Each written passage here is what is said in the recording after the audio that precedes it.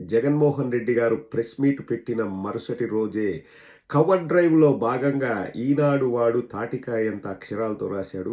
వేల కోట్లు దోచేసి, ఆధారాలు చెరిపేసి అని జెప్పేసి మద్యం కుంభకోణం ఆనవాళ్లు కూడా దొరకకుండా పన్నాగం.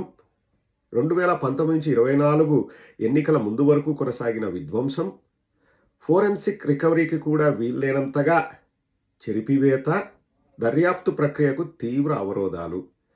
ఇక్కడ నిన్ను ఒక చిన్న ప్రశ్న అడుగుతున్నా ఈనాడు.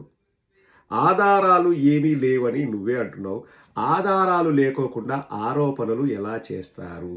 ఆరోపణలు చేయడానికైనా ఆధారాలు ఉండాలి కదా!